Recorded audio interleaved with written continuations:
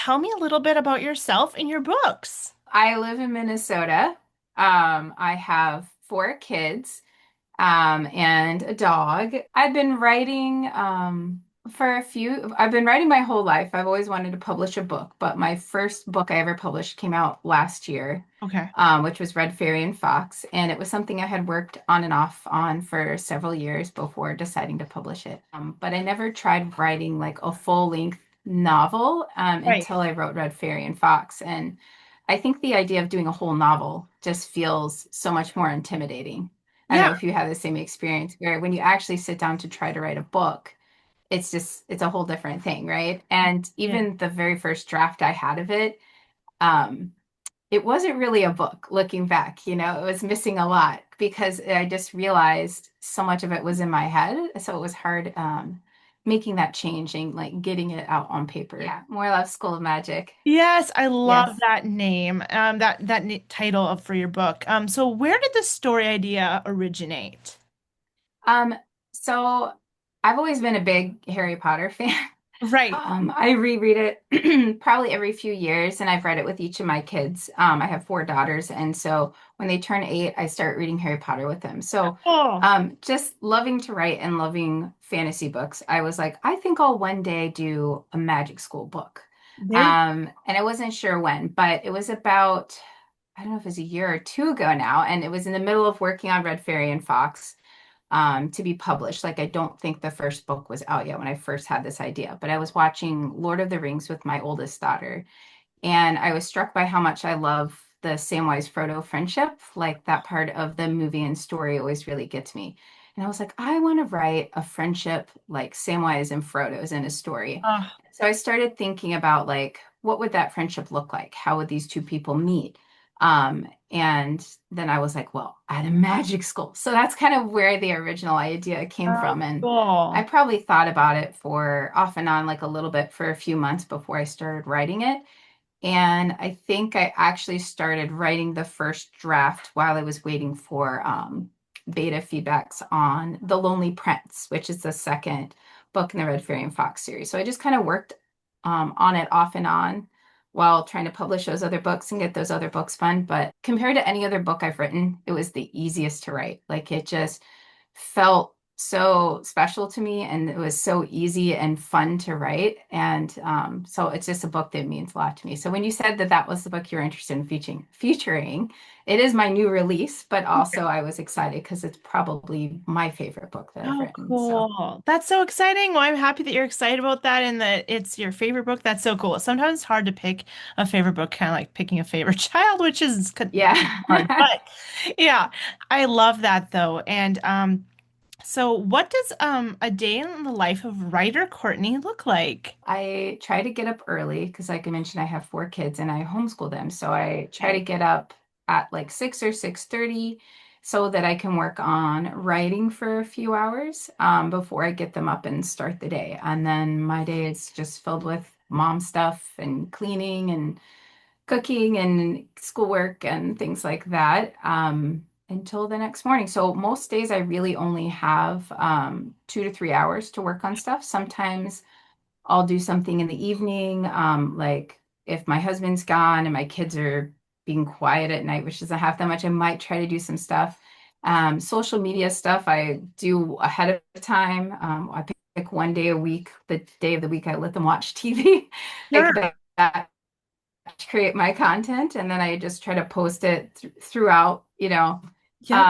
But yeah, it is one of those funny things because it is so compartmentalized. And early on in the writing journey, I think that was very discouraging for me. I thought, oh, I'm never gonna actually be able to publish this story, Mm. because I just don't have the time. But I came to realize, like, as long as I'm consistent, it can happen. It happens a little bit slower for me than some people.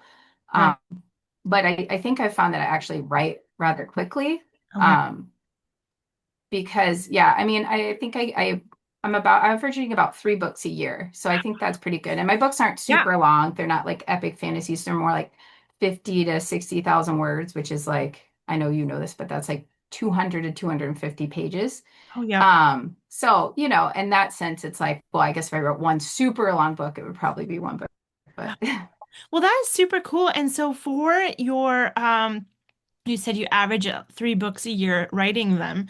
Are you kind of like planning to publish? You publish probably once a year or twice a year, or how many times are you publishing a year, you think?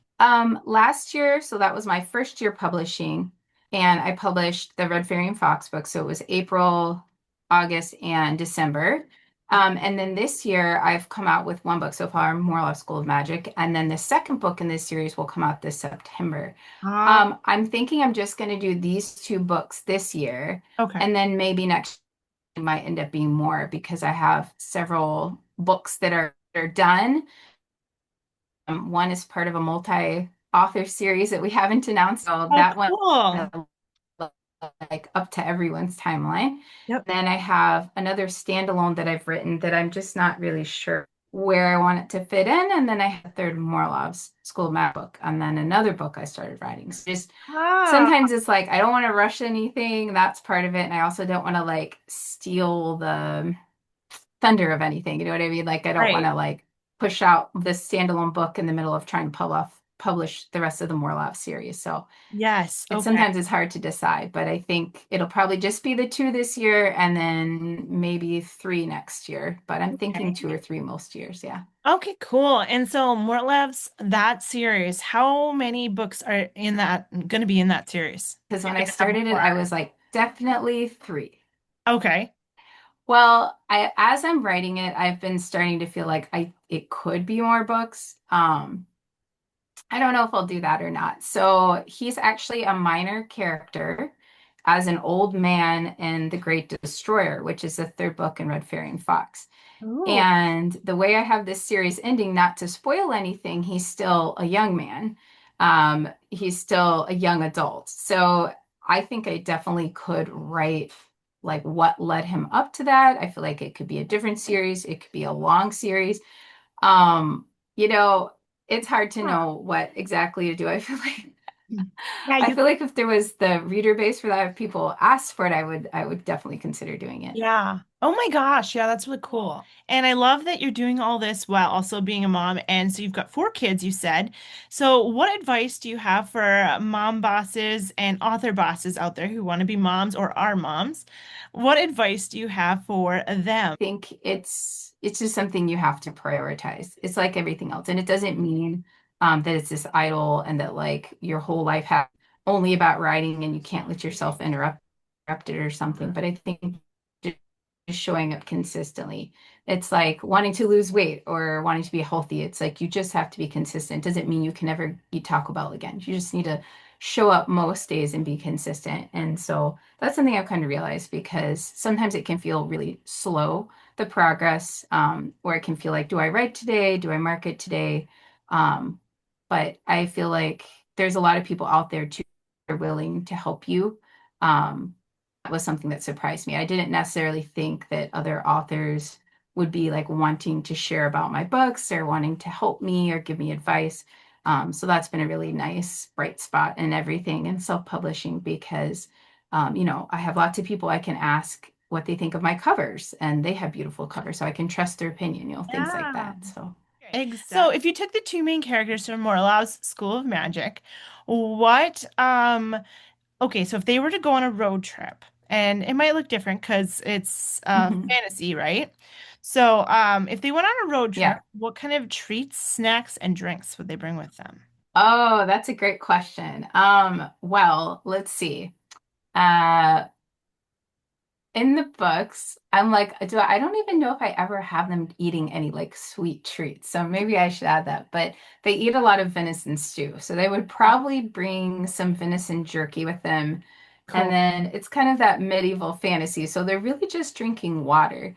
I Yep. don't know that I'm like, do I have, yeah, I don't know that I have them drinking anything really other than water. But Okay. maybe they could find something fun. Maybe Like they a could do some like sparkling cider or yeah, sparkling apple sparkling cider. infused berry. I should probably have them drink more fun things, but There you go. Well, hey, new ideas, right?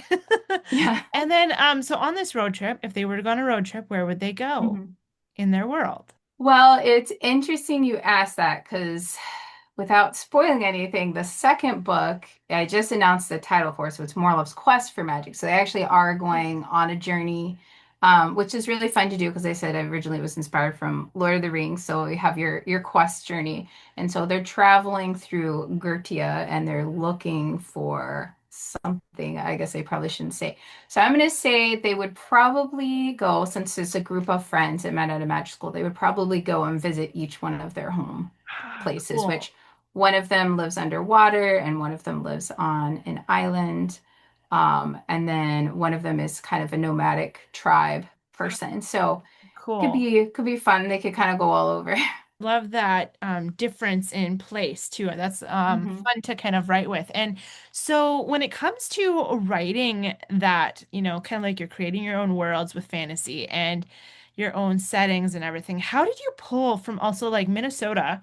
I grew up in Minnesota too, so I know it's a beautiful state. I love it. I live in North Dakota now, but hmm so I'm very familiar with Minnesota, North Dakota, our Midwest feelings and vibes up here and everything. So, what would you say that you've taken from the setting around you that has helped you create this new world for that book?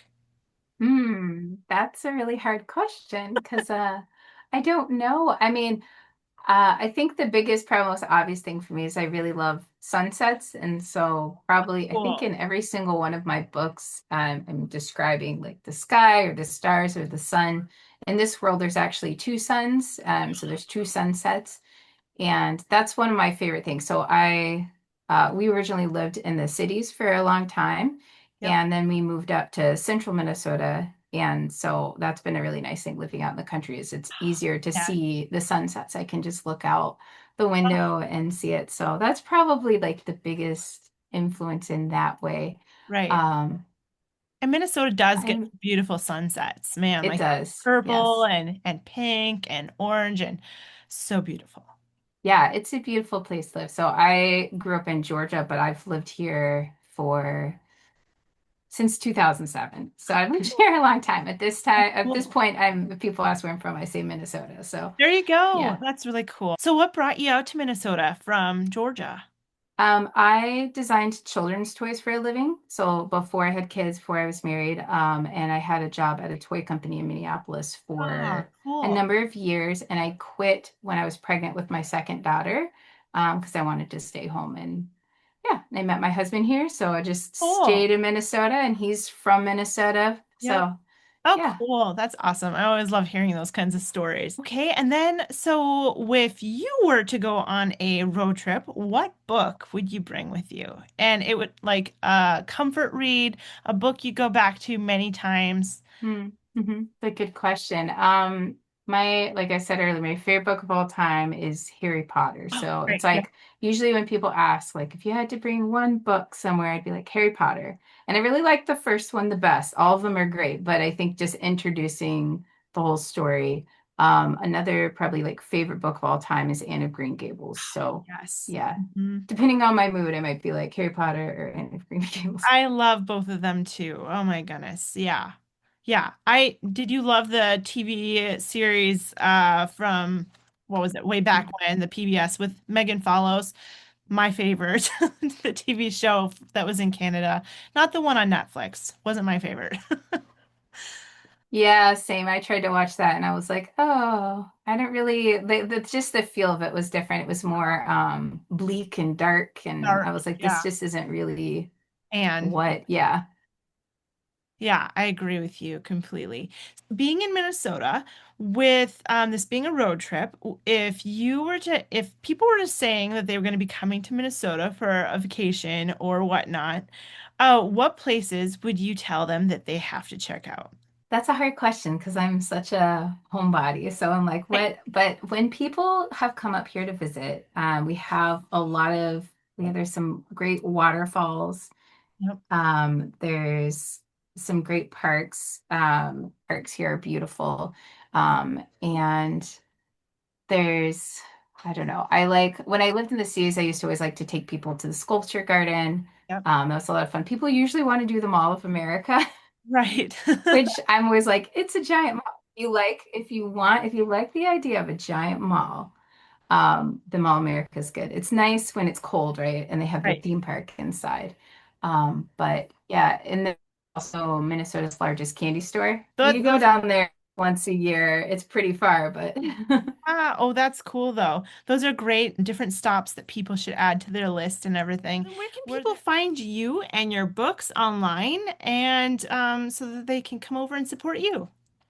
at this point, I'm only selling my books on Amazon because I'm in KU, so it's Kindle Unlimited. And so that would be a great place. I'm probably most active on So, Instagram, but yeah, it was so much fun to chat with you, Courtney. yeah, thank you.